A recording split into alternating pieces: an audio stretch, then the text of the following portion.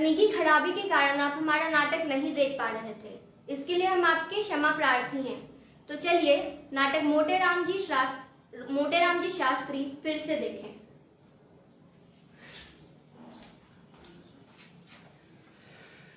आ गए।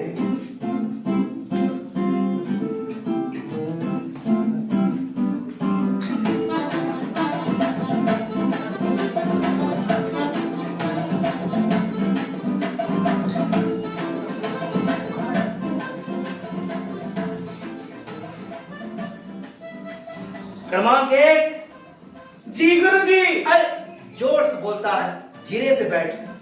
क्रमांक 2। जी गुरुजी। धीरे से क्या बोलता है? अभी तभी बोले, जोर से नहीं बोलने। अरे हम इसको बोले जोर से नहीं बोल रहे। क्रमांक 3। हाँ भाग गई गुरुजी। भाग गई। क्रमांक 4। ढूंढ के ले आए गुरुजी। बैठो बैठो। अरे ढूंढने का मेरा है रे। अरे क्रमांक 5। आया काजल। आया काजल। वर्ग में क्या कर रहे थे?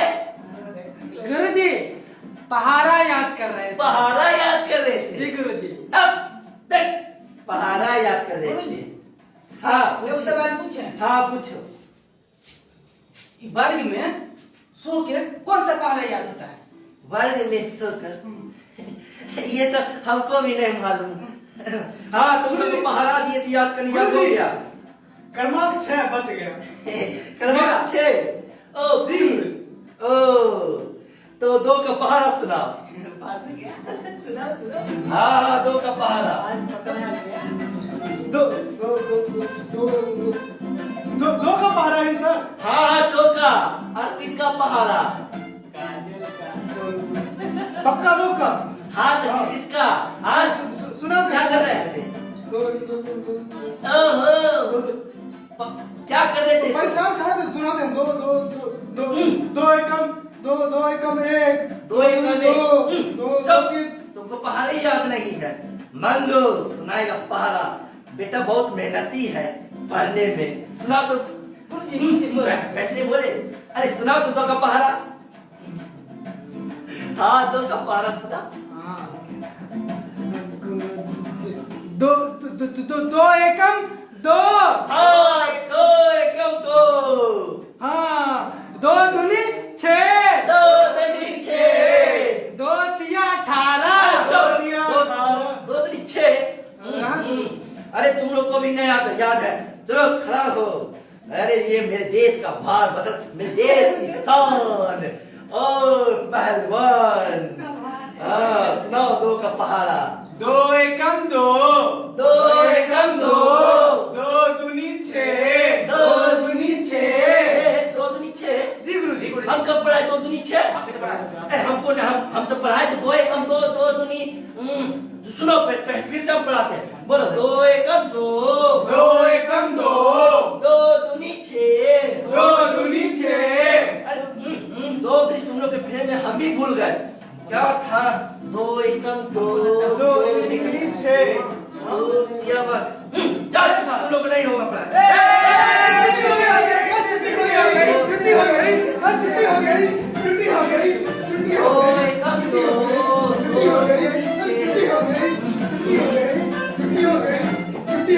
2 एकम 2। 2 दूनी 6। 2 दूनी 6। अरे मंगू, अरे ये मोटे राम जी शास्त्री को कौन नहीं जानता? पता है वो अधिकारियों का रुख देखकर काम करते हैं। अरे उन्होंने तो स्वदेशी आंदोलन के दिनों में उस आंदोलन का खूब विरोध किया था। और तो और स्वराज आंदोलन के दिनों में भी उन्होंने अधिकारियों से राजभक्ति की सनद हासिल की थी। जानते हो, मगर जब इतनी सर कूद पड़ गई, जब उनकी तकदीर की मीठी नींद न टूटी और अध्यापन काल से पिंड न छूटा, तो उन्होंने एक नई तदबीर सोची। और घर जा पूरी कहानी यही सुना दोगे कि कुछ दिखाना भी है? अच्छा याद दिलाया मंगू। अब मैं आपको कुछ बताऊंगा नहीं बल्कि दिखाऊंगा। चलो दिखाते हैं।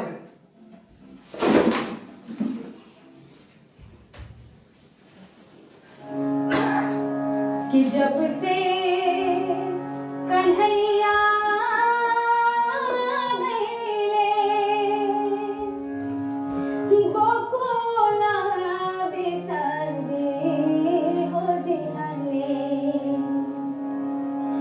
जब से कन्हैया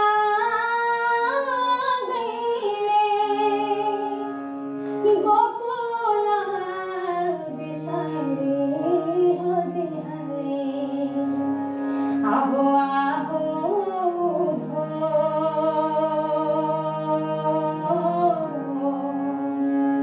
कौन रे जोगिनिया जोगवा साधेरा। आहो आहो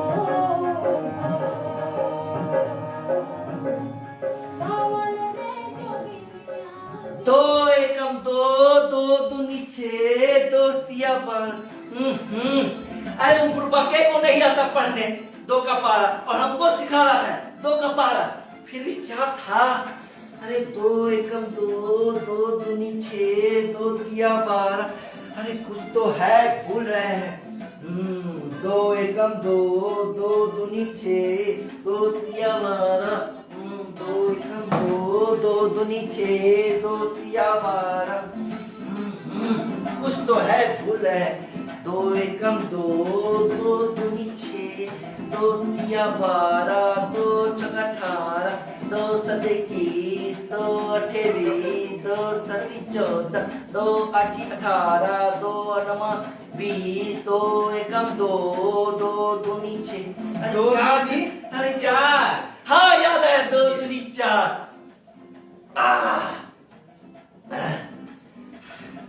इन बूढ़े तोतों को रटाते रटाते खोपड़ी पची हुई जाती है। आखिर इतने दिनों तक विद्यादान देने का क्या फल मिला जो आगे इनसे ऐसा करूं? ये जी, हाँ। ये जी खाने को भी तो कोई सहारा चाहिए। जब देखो खाने का सहारा।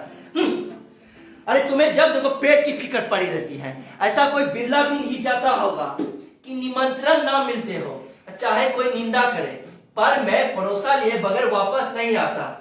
आज ही सब यजमान मरे जाते हैं, मगर जिंदगी भर पेट ही जिलाया तो क्या किया? संसार का कुछ सुख भी तो भोगना चाहिए। मैंने वैद्य बनने का निश्चय किया है। क्या? वैद्य बनोगे? वैद्य? कभी वैद्य की भी पढ़ी है? वैद्य बनोगे? अरे वैद्य की पढ़ने से कुछ नहीं होता। संसार में विद्या का इतना महत्व नहीं जितना बुद्धि का है। दो चार सीधे साधे लटके हैं बस, और कुछ नहीं। आज ही मैं अपने नाम के आगे भिस्काचार्य बढ़ा लूंगा। कौन पूछने आता है कि तुम भिस्काचार्य हो या नहीं? अरे किसी को क्या गरज पड़ी है जो मेरी परीक्षा लेता फिरे? एक मोटा सा साइन बोर्ड बनवाऊंगा, उसमें शब्द लिखे होंगे, यहाँ स्त्री एवं पुरुष के गुप्त रोगों की चिकित्सा विशेष रूप से की जाती है। और हाँ, 2-4 पैसे का हरड़ बहेड़ा का आंवला खूब छान कर रख लूंगा। बस इस काम के लिए इतना सामान पर्याप्त है। और तो और समाचार पत्रों में विज्ञापन दूंगा, नोटिस बंटवाऊंगा, उनमें लंका, मद्रास, रंगून, कराची आदि दूरस्थ स्थानों की चिट्ठियां दर्ज कराई जाएगी। वो मेरे चिकित्सा कौशल के साक्षी होंगे।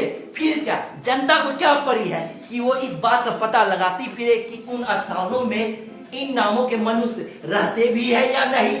फिर देखो वैद्य की कैसी चलती है। वैद्य की कैसी चलती है? बिना जाने मुझे दवाई दोगे तो फायदा क्या करेगी? कुछ कुछ बकते रहते हैं। अरे फायदा न करे मेरी बला से। अरे वैद्य का काम होता है दवाई देना, ना कि मृत्यु को परास्त करने का ठेका लेता है। और तो और जितने भी आदमी बीमार पड़ते हैं सभी तो नहीं मर जाते। मेरे कहने का मतलब ये है कि जिन्हें कोई औषधि नहीं दी जाती वो विकार शांत हो जाने पर ही अच्छे हो जाते हैं। वैद्यों को बिना मांगे यश मिलता है। 5 रोगी में से एक भी अच्छा हो गया, उसका यश हमें ही मिलेगा। 80 जो मर गए वो मेरी निंदा करने थोड़ी आवेंगे। हाँ, मैंने बहुत विचार करके देख लिया है, इससे अच्छा कोई काम नहीं। हाँ, और तो लेख लिख ही लेता हूँ। कभी बना ही लेता हूँ। आयुर्वेद के पत्रों पर दो चार कभी जोड़ दूंगा, वो भी चटपटी भाषा में।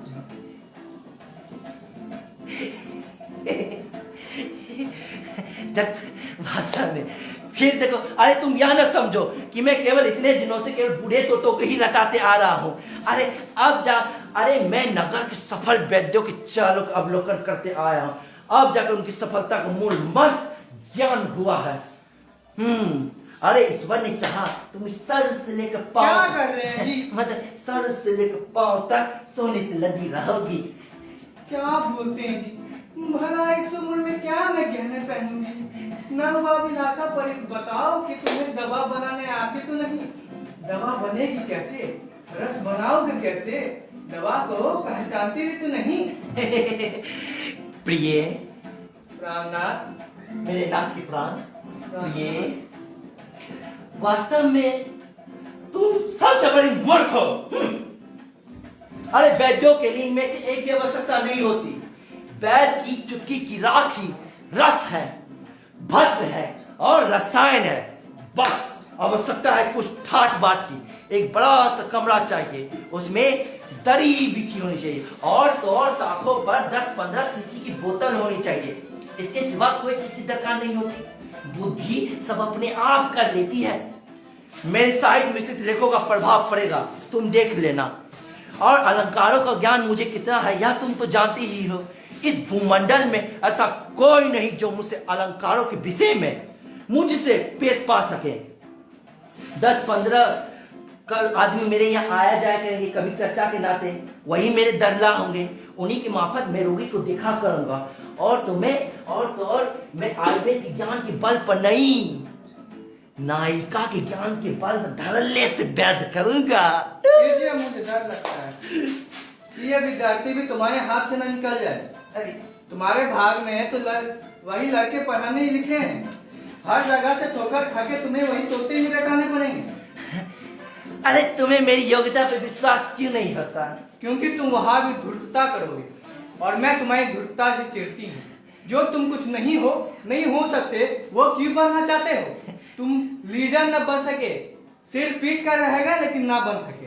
तुम्हारी धूर्तता ही फलीभूत होती है और उससे मुझे चिढ़ है। मैं चाहती हूँ कि तुम भले आदमी बनकर निष्कपट से जिंदगी व्यतीत करो, लेकिन तुम मेरी सुनते कब हो? अरे अरे अरे अरे मेरा नायिका ज्ञान कब काम आवेगा? ए जी, हाँ ए जी, तुम किसी रईस की मुसाहिबी क्यों नहीं कर लेते? वहाँ 2-4 सुंदर कविता सुना देंगे, वह खुश होकर कुछ न कुछ तो दे ही मारेगा। मुझे ऐसे ऐसे गुण मालूम है जो वैद्यों के बाप दादाओं को भी नहीं मालूम होंगे। सभी वैद्य 1-1, 2-2 रुपए के लिए मारे मारे फिरते हैं। मैं अपनी फीस 5 रुपया रखूंगा, 5। ऊपर से सवारी का किराया अलग। लोग यही समझेंगे कि यह कोई बड़े वैद्य है, नहीं तो इतनी बड़ी फीस क्यों होती? ए जी, हाँ ए जी, हाँ तुम इतनी देर के बाद कुछ मतलब की बात की है, पर इतना समझ लो कि वहां तुम्हारा रंग न जमेगा, दूसरे शहर को जाना ही पड़ेगा। अरे मुझे नहीं मालूम कि लखनऊ में अपना अड्डा जमेगा कि नहीं। अरे साल भर में वो धाक जमा दो कि सारे के सारे वैद्य गर्द हो जाए। और तो और मैं रोगी को 3-4 बार देखे बिना उसका दवा ही नहीं करूंगा। मैं कहूंगा जब तक रोगी की प्रकृति पता नहीं चल जाती तब तक मैं उसका इलाज नहीं करूंगा। बोलो कैसी रहेगी? जी, मैं तुम्हें मान गई। हाँ। अब मुझे कोई संदेह नहीं है अब चलेगी तुम्हारे वैद्य की। पर एक बात जान लो, किसी गरीब के सामने मंत्र ना खेलना, नहीं तो धोखा खाओगे। अरे मुझे ओ सर जो तेरा चकराए, कमजोरी आ जाए, आजा प्यारे पास हमारे, काहे घबराए, काहे शर्माए। सुन सुन सुन अरे बाबा सुन, इस स्थिति में बड़े गुण, लाख दुखों की एक दवा है, तू ना घबराए, काहे शर्माए, काहे घबराए। आया आया आया देखो किसका चार आया, आया आया आया देखो किसका चार आया। कुछ लोग हैं तो जल्दी बता, गुप्त रोग है तू जल्दी बता। तेरे मेरे बीच की ये बात रहेगी, तेरे मेरे बीच की ये बात रहेगी। सर मोहया से तू पर्दा हटा, सर जो तेरा चकराए कमजोरी आ जाए। आजा प्यारे पास हमारे, काहे घबराए, काहे शर्माए, काहे घबराए, काहे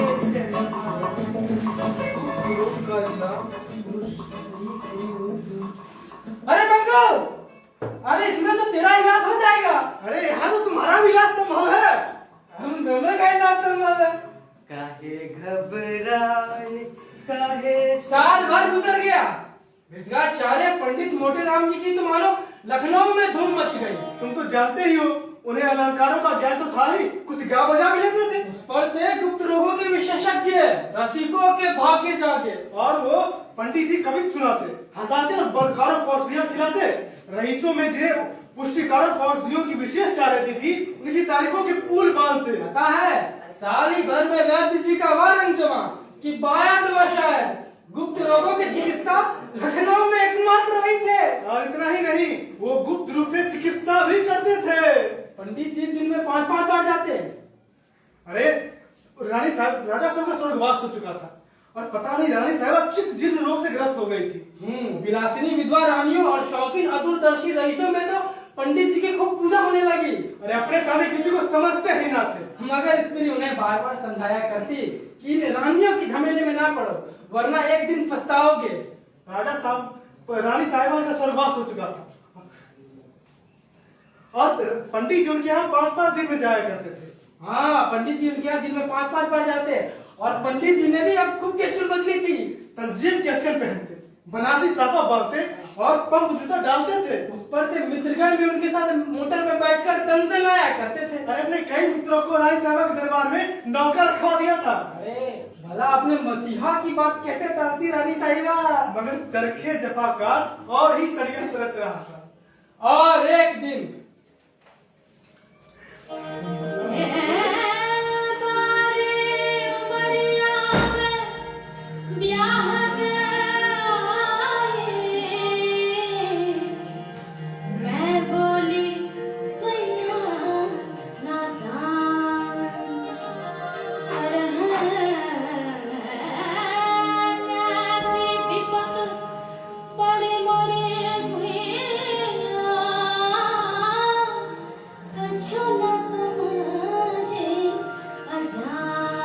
रानी जी,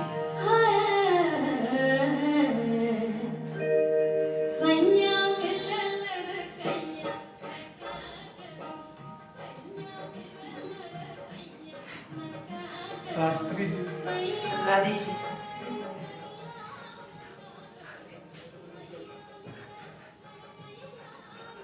शास्त्री जी, रानी जी, जब से आप हमारी जिंदगी में आए हैं तब से हमारा अकेलापन दूर हो गया है। क्या कहे रानी जी, मेरा भी। कुछ कहा क्या आपने? जी नहीं रानी जी, हमें तो हमेशा आपकी ही चिंता लगी रहती है। वैसे आपको हमेशा हमारी चिंता क्यों लगी रहती है? हाँ बताए रानी जी। बोलिए ना शास्त्री जी। रानी जी, शास्त्री जी, रानी जी, शास्त्री जी। अरे देखो शास्त्री और रानी जी में दूतर दूर चल रही है। अरे बाहर से ही तमाशा देखोगे, अंदर आओ, पूरी पिक्चर दिखाता हूँ। रानी जी, हमें छोड़ देना चाहिए, हमें छोड़ देना चाहिए।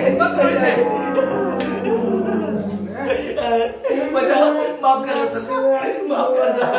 शास्त्री जी, तुम्हें काली पुतवाओगे या चूना लगवाओगे? नहीं सरकार, दया करो सरकार। मैं तो कहता हूँ इसकी नाक काट दो। बोलो सही।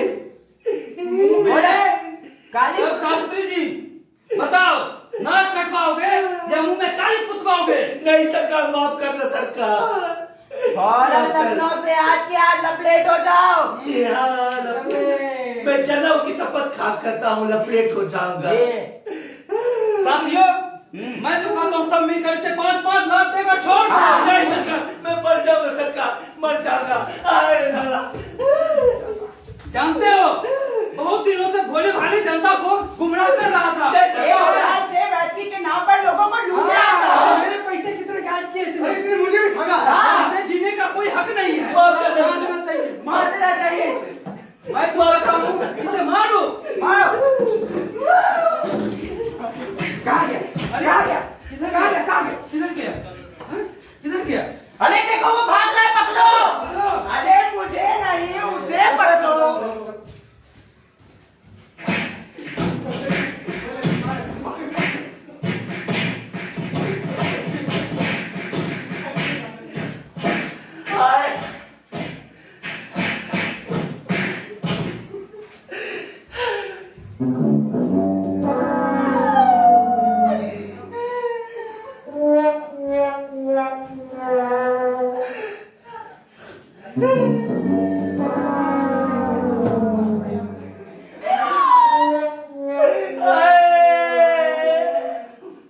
कहाँ गई हो? सुनती हो? कैसा जी, क्या हाल है? अजय, ये तुम्हारे चेहरे को क्या हो गया? अरे भगवान, मर गया।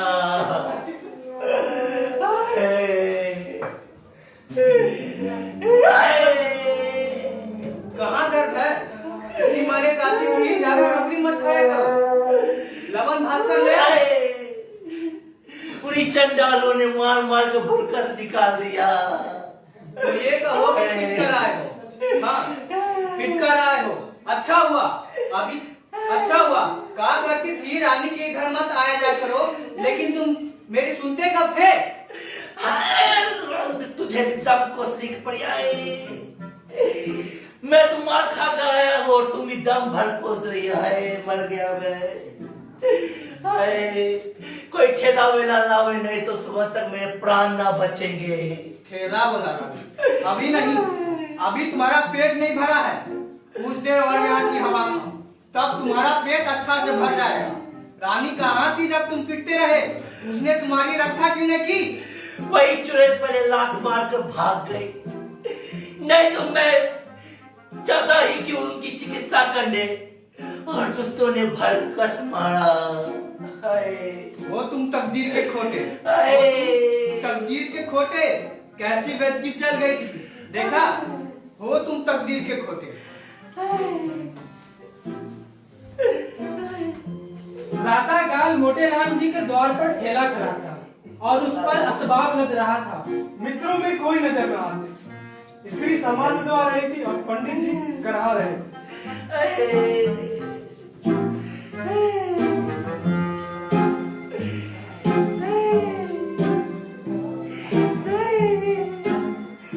मार डाला रे।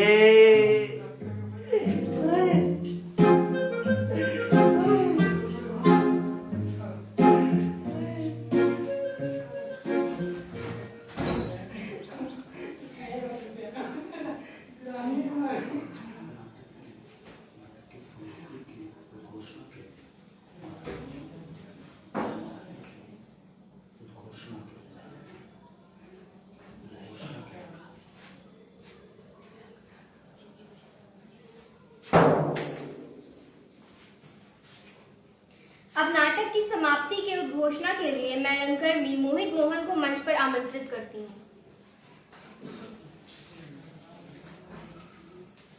आप तमाम दर्शकों का क्रांतिकारी अभिनंदन। कुछ तकनीकी खराबियां बीच में आ गई थी, फिर से नाटक शुरू हुआ, सब कुछ देखा आपने।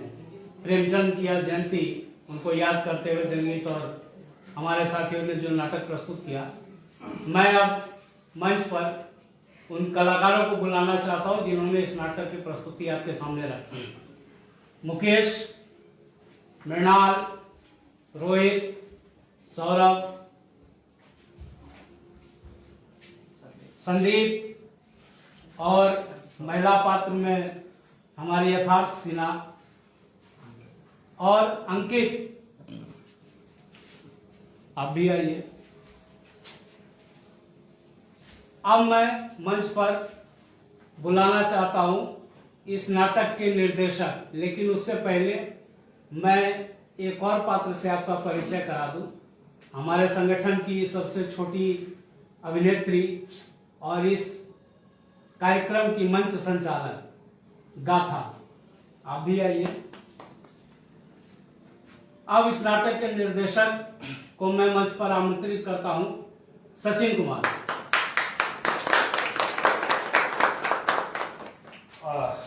बहुत बहुत धन्यवाद कि आपने हमारा नाटक देखा।